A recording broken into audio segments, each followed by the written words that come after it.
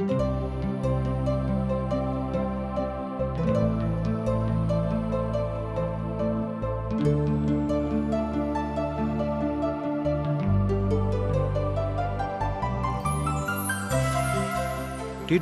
India के प्रस्तुति आशक इजोत बाइबल के पुस्तक के क्रमबद्ध अध्ययन अछि, जाहि में अहाँ सबके वह मिलैक जे परमेश्वर द्वारा बनावल गेल मसीह के स्वरूप में जिये के लेल आवश्यक अछि। बाइबल यह बातों के बुनियादी रूपरेखा के सेहो शामिल करै छथि कि विश्वास के दोसर के संग कोना कऽ जियो के अछि। यह यीशु मसीह के अनुसरण करै छी। कृपया देखू आ सुनू, जाहिसँ परमेश्वर अहाँ के जीवन के मार्गदर्शक ठहरै। आशाक इजोत मैथिली कार्यक्रम में एक बेर और हम अहाँक अभिनंदन प्रभु यीशु मसीह के मीठ आ पवित्र नाम में कऽ रहल छी। अध्याय 12 में हमरा लोकनि सुलेमानक पुत्र रहोबामक अपन पिताक स्थान पर राजगद्दी पर बैसैत देखैत छी। यरोबाम मिस्र सँ घुरि कऽ आबि जाइत छथि आ ओ एहिसँ पूर्व राजा सुलेमानक भय सँ भाग गेल छलाह। मुदा जहन ओ सुनलथि जे रहोबियाम गद्दी पर बैसि गेलाह तऽ ओ यरूशलेम आबि गेल छथि। एहिठाम हमरा लोकनि देखैत छी आ आबि कऽ ओ सुगबुगाबऽ लगलाह कि आब कोना कऽ हम हुनका दंड दियनि वा हुनका सँ बदला लियनि। यरोबाम राजाक धार्मिकताक दिस विशेष रूपेने मुदा ओ राजनीतिक दृष्टिकोण से एहि बंटवारा के देखैत छथि। हमर भाई बहन, मतलब यह भेलै कि ओहि काल में संपूर्ण इसराइली राष्ट्र में एहि तरहक बात भऽ गेलै जे नीक नहि रहैक।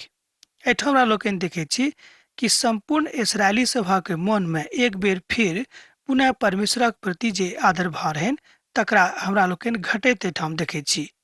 लोक सब सोनाक एकटा बछड़ा बना कऽ ई काज कयलथि। ओ दान गोत्रक लोक छलाह आ उत्तरी सीमा में रहय वाला लोक सब एहिठाम देखैत छी जे आकृतिक पूजा करनाइ आरंभ कऽ दैत अछि, जे पिता परमेश्वरक नियमक बिल्कुल विरुद्ध रहैक। राजा सुलेमानक मृत्यु तकरा बाद भऽ जाइत अछि। रहोबियाम के राज्याभिषेक एहिठाम होइत अछि। अहूँ आब किछु पदक हमरा लोकनि देखैत छी। रहोबियाम तऽ साकेम में गेलाह, किएक तऽ समस्त इसराइली हुनका राजा बनेबाक लेल ओतऽ लऽ गेल रहथि। आ जहन नाबातक पुत्र यरोबाम एहि बातक सुनलथि जे अखन धरि मिस्र में रहैत छलाह, किएक यरोबाम राजा सुलेमानक डरक कारणे ओतऽ मिस्र में छलाह, तैं ओ सब हुनका एहिठाम अयबाक लेल समाद पठौलथि। तहन यरोबाम और समस्त इसराइली ई बातक जोर भऽ कऽ रहोबियामक सँ बजलाह वा हुनका सँ कहलनि, अहाँक पिताजी तऽ हमरा सभक ऊपर भारी जुआ डालि देने रहथि, तहन अहाँ हमरा ओहि भारी जुआक किछु हल्लुक कऽ दिअ, तहन हम अहाँक अधीन रहब। तहन ओ कहलनि, अखन तऽ चलू, मुदा पुनः 3 दिनक बाद हमरा लग आयब। तहन ओ चलि गेलाह। एहिठाम हमरा लोकनि देखैत छी कि राजक बंटवारा के बात चलि रहल अछि, मुदा एहिठाम तऽ राज्याभिषेक भऽ रहल अछि। मुदा आरंभे में हमरा लोकनि देखैत छी कि ओ सब राजनीतिक खेल खेलनाइ आरंभ कऽ दैत छथि। सुलेमान अपन भवन निर्माणक काज बहुत पाय खर्च कऽ कऽ आरंभ कयने छलाह आ तकरा लेल सब प्रकारक बातक ओ सुनने छलाह जे किछु हुनका प्रभुक दिस सँ भेटल रहनि। हुनक मृत्युक बाद लोक सब एहि कर में डूब गेल छलाह, किएक तऽ ओ कटौती चाहैत छलखिन। अर्थात ओहि काल में जे बात करक रूप में राजा लोक सब लैत छलखिन तकरो विषय में एहिठाम बखान मिलैत अछि। आ एही तरह आजुक दिन में हमरा सब सरकारक योजनाक सेहो बड़का भारी खर्चा के सेहो देखैत छी कि आजुक सरकार बड़का बड़का भारी खर्चा बताबैत अछि, जाहिसँ जनता एहि बातक बुझे कि सरकार खूब काज कऽ रहल छल। एही तरहक बात हमरा लोकनि पवित्र पोथी बाइबिल में एहिठाम देख रहल छी। रहोबियामक लोक कहलनि जे अहाँ कर के कम कऽ दियौक, जे अपन नामक करबाक नीक होइत। एहिसँ अहाँके खूब नाम भऽ जायत आ लोग अहाँ से बुझत कि हमर राजा बड़ नीक छथि। रहोबियाम अपन लोकक अर्थात राज दरबारक विद्वान लोक सबके बजौलखिन आ हुनका सबसँ एहि बातक लेल मंत्रणा करलखिन। एहि परिस्थिति में जे साथ हुनका सब रहनि ओ सब हुनका मंत्रणा दैत छथि। रहोबियाम सबसँ पहिने एहि बातक कयलथि जे ओ विद्वानक सभाक बजौलथि जे विद्वान सब हुनका पिताजी के सेहो मंत्रणा दैत रहथिन। पद 7 में आ पद 6 में एहि बातक हमरा लोग देखे छी। एहि बातक हमरा सब एठाम देख रहल छी जे ओ सब हुनका मंत्रणा दैत छथि। हमर पिताजी जे अहाँके ऊपर भारी जुआ रखने रहत तकरा हम और भारी करब। हमर पिताजी तऽ अहाँके कोड़ा के ऊपर ताड़ना दैत रहत, मुदा हम तऽ बिछा के अहाँके ताड़ना देब। एहिठाम हमरा लोकनि देखैत छी कि हुनक मन अर्थात रहोबियामक मन खूब नीक नहि रहनि। ओ प्रजाके ऊपर और बेसी कर लगाबे वाला छलखिन। मुदा ओ कहलनि कि हमर पिताजी तऽ अहाँके ताड़ना दैत छलाह मुदा बड कम, मुदा हम तऽ अहाँके और बेसी ताड़ना देब, मुदा बिछा के ताड़ना देब। तहन ओ जवान लोकक दिस फिर के और सबसँ सलाह कयलथि जे एहिठाम की कयल जाय। एहिठाम लोकनि देखैत छी कि एकटा मूर्खतापूर्ण काज राजा करैत छथि, जे काज राजाके नहि करबाक चाही। मूर्ख राजाक जकाँ ओहिठाम काज करैत छथि। आ तेसर दिन जेना राजा ठहरौने रहथि जे तेसर दिन पुनः हमरा लग आयब, ओही तरह यरोबाम और समस्त प्रजागण रहोआबाक लग उपस्थित भेलाह। वृद्ध लोग जे सम्मानित सब लोग छलाह हुनका सभक छोड़ि कऽ जवानक सम्मतिक अनुसार हुनका से कहलनि जे हमर पिताजी तऽ अहाँके जुआक भारी कऽ देने अछि, मुदा हम तकरा और बेसी भारी कऽ देब। एहिठाम हमरा लोकनि देखैत छी कि इसराइली राष्ट्रक लोकक एहि बातक विश्वास रहनि कि हिनका अयलाक बाद अर्थात रहोबियामक अयलाक बाद ई राज नीक भऽ जेतै। मुदा एहिठाम हमरा लोकनि देखैत छी कि राज नीक नहि होइत अछि, मुदा और तकलीफ में पड़ि जाइत अछि। कारण हमरा लोकनि जानैत छी कि ओहिठाम अर्थात इसराइली राष्ट्रक मध्य में परमेश्वरक विरुद्ध में काज करब वाला लोगक संख्या बढ़ि गेल रहै, अर्थात राजा प्रजाक कथाके नहि मानलथि। आ एकर कारण यह छल कि हुनका मन में पाप आबि गेल रहनि। एहिठाम प्रभुक वचन बताबैत अछि कि जे केओ एहि तरहक पाप करैत छथि ओ प्रभुक दृष्टि में नीक लोक नहि छथि, किएक ने ओ राजे हुएक। पुत्र यरोबाम सँ बाजने रहथि तकरा पूरा करबाक हेतु ओ एहि तरह ठहरौने छलखिन। एहि बातक अहाँ 15 पद में देख सकैत छी। रहोबाम जवान लोकक मंत्रणा के मानि लेने रहथि, मुदा ओ वृद्ध आ विद्वान लोकक सलाह आ हुनक मंत्रणा के नहि मानलखिन, किएक तऽ हुनका मन में शैतानक निवास भऽ गेल रहनि। एहि तरह हुनक मन प्रभु के दिस सँ अलग हुअ लागलिक। हमरा लोकनि अब एहिठाम देखैत छी कि इसराइली लोक एक बेर आर अपन प्रभु से अलग भेनाइ आरम्भ स्वयं के कऽ दैत छथि। आ एहि कारणे राजाक बंटवारा और गृह युद्ध इसराइल में एक बेर पुनः आरंभ भऽ जाइत अछि। एहि बातक एहिठाम पद 16 में बतायल गेल अछि। पद 18 में राजाक प्रतिकूल बातक सेहो बतावल गेल अछि और गृह युद्धक सेहो आरंभ भऽ जाइत अछि। तहन हमरा लोकनि देखैत छी कि एहिठाम गृह युद्ध आरंभ भऽ जाइत अछि। कारण छल एक राजा दोसर राजा सँ दुश्मनी करनाइ आरंभ कऽ देलनि आ सबके राज सुख के चाट लागि गेलनि। तहन राजा यहोबाम अदोरामक जे बेगारक ऊपर अधिकारी छलाह पठा देलनि आ समस्त इजरायली ओकरा ऊपर पाथर फेंकऽ लागलथि आ ओ मारल गेलाह। एहिठाम हमरा लोकनि देखैत छी कि राजाके दिस सँ खराब काज भेनाइ आरंभ भऽ गेलै। जे अधिकारी छलाह हुनका ऊपर पाथर फेंकबाक पाथरक टुकड़ा फेंकबाक ओ सब जान मरवा देलनि के तऽ राजा। हमर भाई बहन एहि तरहक मंत्रणा जवान लोग सब राजा के दऽ देलनि, जाहि कारणे राजा ई काज करैत छथि। हमर भाई बहन जे केओ प्रभुक दृष्टि सँ वा प्रभुक दिस सँ राजा बनल छथि ओ एहि तरहक काज कोनो परिस्थिति में नहि करता। यरोबाम एहिठाम प्रतीकात्मक दृष्टिकोण के राखैत छथिन जे उचित नहि थिक। आ एहिठाम 25 पद सँ लऽ कऽ 30 पद धरि हमरा लोकनि देखैत छी ओ सब आकृतिक पूजा में लागल छथि वा जोर दऽ रहल छथि। ई नहि कि एक गोटे मुदा समस्त इसराइली लोक सब देखैत छी कखन आकृति पूजाक दिस एक बेर आर अपन मनक लऽ जाइत छथि। तहन वैचारिक तथ्य तऽ इएह भेल, वा एना कहियो कि समग्र तथ्य तऽ इएह भेल कि हुनका सभक मन में अपन प्रभुक प्रति जे अथाह प्रेमक भावना रहनि से समाप्त भऽ गेल रहनि। यरोबाम प्रतिवादी पक्षक नेता बनि कऽ राजा के विरोध में कयलथि वा एना कहियो हुनक विरोध में ठाढ़ भऽ गेलथि आ राजा के बंटवारा के लेल ओ सबके सनका देलखिन कि अहाँ सब राजाक बंटवारा के विरुद्ध में बाजू। एहि तरहक बात आजुओ के संसार में होइत अछि। यहू युग में अर्थात जाय युग में हमरा लोकनि रहै छी, यहू युग में एहि तरहक घटना पूर्ण संसार में बहुत ठाम भेल अछि। उत्तरी हिस्सा के जतेक राजा भेलाह ओ नीक राजा नहि रहथि। हमरा सब पवित्र शास्त्र बाइबिल में एहि बातक लिखैत छी। एहिठाम भेद इएह छल कि आदमी के फेल भेनाइ एहि बातक दिस इशारा करैत अछि कि ओ अपन प्रभुक संगे नहि छथि। अहाँ किएक असफल भऽ जाइत छी? कारण अछि कि अहाँक संगति परमेश्वरसँ कमजोर भऽ गेल अछि। किएक तऽ ई बात सुलेमानक संगे भेलनि। सुलेमान कमजोर पड़ि गेलाह आ ओ स्त्री सुख में पड़ि कऽ वा एना कहियो कि व्यभिचारी बनि जाइत छथि। ई बात परमेश्वर के कोनो परिस्थिति में पसंद नहि रहनि, किएक तऽ ओ चाहैत छथि कि जे केओ हमर छथि ओ पवित्र बनि कऽ रहै। किएक तऽ पिता परमेश्वरक वचन एहि दिस इशारा करैत अछि कि जँ अहाँ पवित्र बनल नहि रहब तऽ परमेश्वर कहियो कोनो परिस्थिति में अहाँक संगे नहि रहता। यरोबाम आर प्रभुक लोक एहिठाम देखैत छी। हमरा सब ओहि प्रभाग में प्रवेश कऽ रहल छी जे इतिहासक अछि। अब हमरा सब एहिठाम देखब जे राजाक विभाजन भऽ जाइत अछि आर दुनू भाग कोनो ने कोनो कारणे एक दोसर गोटेक साथ तनातनी करैत अछि। हमर भाई बहिन, जहन राजक बंटवारा भऽ जाइत अछि, जहन देशक बंटवारा भऽ जाइत अछि, तहन वह एक देश एक दोसर गोटे के दुश्मन बनि जाइत अछि। आजुक परिस्थिति में हमरा लोकनि संसार में बहुत ठाम एहि तरहक परिस्थितिक सामना कऽ रहल छी। यरोबामक उत्तरी राजक राजा मानल गेलाह आ मुदा ओहिठाम गृह युद्ध आरंभ सेहो होइत जाइत अछि। जे लोक सब यरूशलेम में जाकऽ ओतऽ पिताक आराधना करताह तैं ओ ओहिठाम से चलि गेलाह।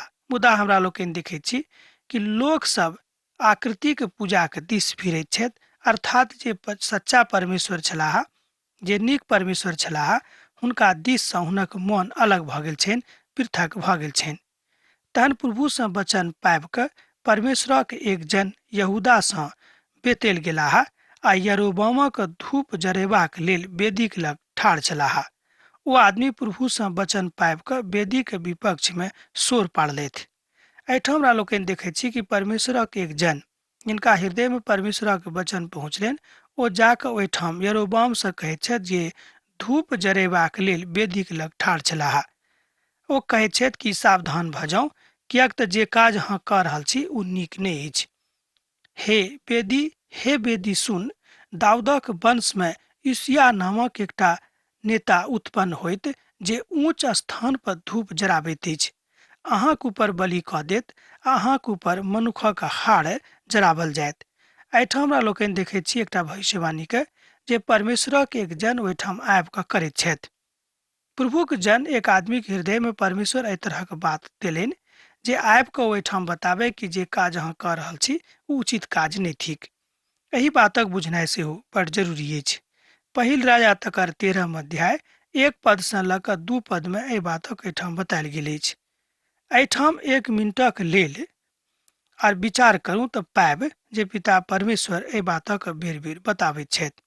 एहिठाम हमरा लोकनि देखैत छी कि 300 बरख धरि ओतऽ एहि तरहक स्थिति रहलै, किएक तऽ ओहिठामक राजा सब पाप प्रभुक दृष्टि में कयने छलाह। हमर भाई बहिन, 300 बरख धरि एहि तरह के उथल पुथल इसराइली राष्ट्रक मध्य में भऽ गेल रहनि। अखन साफ भऽ जाइत अछि कि पापक फल की होइत अछि। हमरा लोकनि देखैत छी एक एक कऽ कऽ राज छिन्न भिन्न भऽ गेलै आ जतेक समृद्धि ओहिठाम इसराइली राष्ट्र में आबि गेल रहै, हमरा लोकनि एहिठाम देखैत छी ओहि सबटाक समाप्ति भऽ जाइत अछि। प्रभु दिससँ बजनिहार वेदी के प्रतिकूल में बाजऽ लगलाह। एहि बातक घोषणा एहिठाम कयल गेल अछि। आरो एहि दिन एहि बातक चिन्ह बतौलथि जे ई वचन प्रभु बाजने छथि। एक चिन्ह अछि जे वेदी स्वयं ओहिठाम फाटि जाइत अछि और तकरा ऊपर राख आबि जाइत अछि। एहिठाम हमरा लोकनि देखैत छी कि जाय बातक भविष्यवाणी परमेश्वरक ओ आदमी आबि कऽ एहिठाम वेदीक लग ठाढ़ भऽ कऽ करैत छथि, तहन ओ की देखैत छथि? वेदी फाटि जाइत अछि आ तकरा ऊपर राख आबि जाइत अछि। एहि बातक अहाँ 3 पद में देख सकैत छी। यरोबाम वेदीक लग में छलाह जहन एहि बातक घोषणा प्रभुक जन करैत छथि। हमर भाई बहिन, परमेश्वर सब ठाम छथि। एहन कोनो जगह नहीं थिक कि जतऽ परमेश्वर नहीं छथिन। एहि बातक क्यों नहीं बाजि सकैत छथि कि अमुक जगह पर प्रभु नहीं छथि आ अमुक जगह पर प्रभु छथिन। ई कोनो बात नहीं थिक। उ कोनो खास स्थान पर ने मुदा कतो जाकर ओ ठाढ़ भ सकैत छथि, कतो रहि सकैत छथि, किएक संपूर्ण सृष्टि के ऊपर उनके नियंत्रण छनि, किएक तऽ संपूर्ण सृष्टि हुनके कारणे बनावल गेल अछि। और राजा प्रभु के बात करने मानैत छथि और तकलीफ में पड़ जाइत छथि।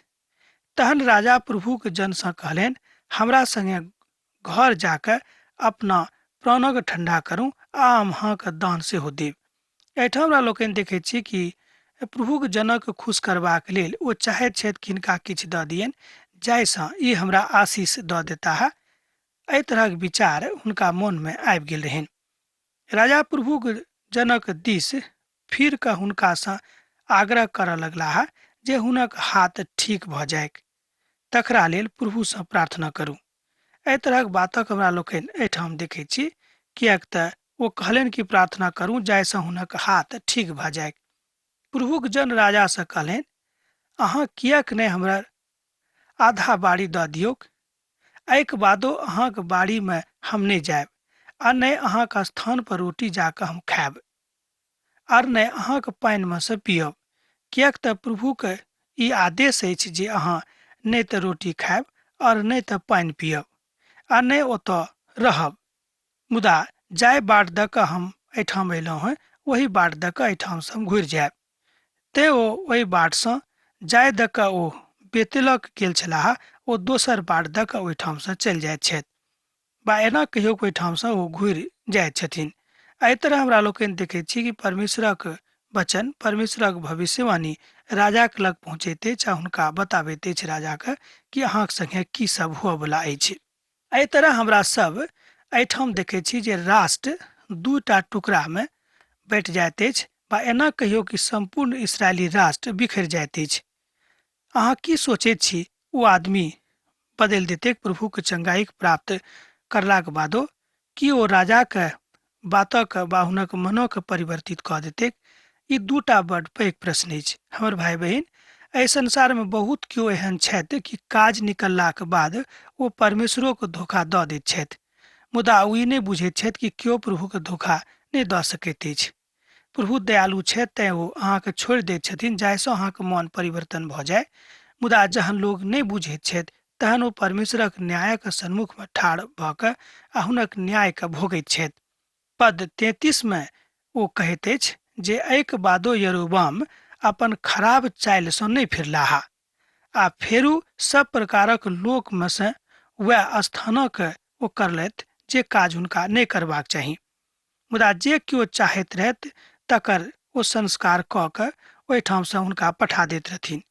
एहि तरह हमरा लोकनि देखैत छी कि हुनक मन नहि फिरलनि, मुदा परमेश्वरक महिमा देखलाक बादो हुनक मन एतेक कठोर भऽ गेल रहनि कि हुनक मन ओहिठाम नहि फिरैत छनि। एहि तरह हमरा लोकनि देखैत छी कि परमेश्वरक महिमा हुनका में प्रकट होइत अछि। हमरा लोकनि एहिठाम देखैत छी कि स्थानक याजक बना दैत अछि, और यह बात यरोबामक घरानाक पाप ठहरेलिक। एहि कारणे ओकर विनाश भऽ गेलैक और धरती पर सँ नाश कयल गेलाह। एहि बातक हमरा लोकनि 13 अध्याय के 33 आ 34 पद में देखैत छी। अध्याय 14 में यरोबाम और एहिठाम को देखैत छी जे राजक विषय में बताबैत अछि। एहिठाम देखैत छी कि राज बाँटल गेल अछि, राजक प्रभु के शांति में नहि अछि, मुदा प्रयास कयल जा रहल अछि कि ओतऽ शांति के स्थापना भऽ जाय।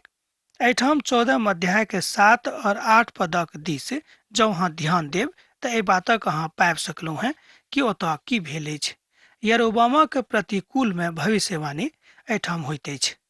अहाँ जाकऽ यरोबाम सँ बाजि दियौक जे इस्राएलक प्रभु परमेश्वर एना कहैत छथि, हम तऽ अहाँके खूब बढ़ा कऽ इसराइलीक ऊपर प्रधान कऽ देलहुँ हैं, और दाऊदक घराना सँ राजा के छीन कऽ अहाँके दऽ देलहुँ हैं, मुदा अहाँ हमर दास दाऊदक समान नहि भेलहुँ, जे हमर आज्ञा के मानैत और अपन पूर्ण मन से हमरा पाछा पाछा चलैक वह कयलहुँ हैं जे हमरा नजरि में नीक नहि रहैक।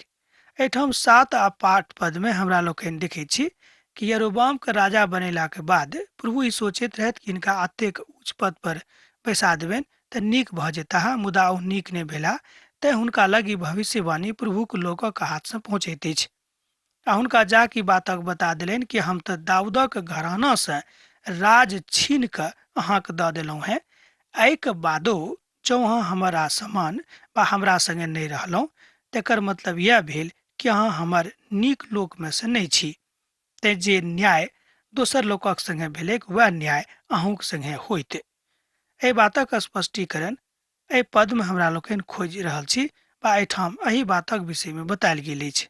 8 पदमे हमरा लोकनि एहि बातक देखैत छी। तहन ओ कहलनि कि जे हमरा नजरिमे नीक नहि छल वह काज अहाँ कयलहुँ। ई कतेक खराब बात अछि कि प्रभुक नजरिमे केहो खसैत छथि। प्रभुक महिमामे एहि बातक एहिठाम बतायल गेल अछि। दाऊद उत्तर दऽ कऽ देलनि आ हुनकासँ कहलनि, दुनू दिसक राजाके प्रतीक छथि। ई एहि बातक दिस इशारा करैत अछि जे दाऊद प्रभुक मनक लोक छलाह, अर्थात प्रभुमे अहाँ बढ़ि सकलहुँ हैं जँ अहाँ दाऊदक समान हुनक नीक लोक बनि कऽ रहब।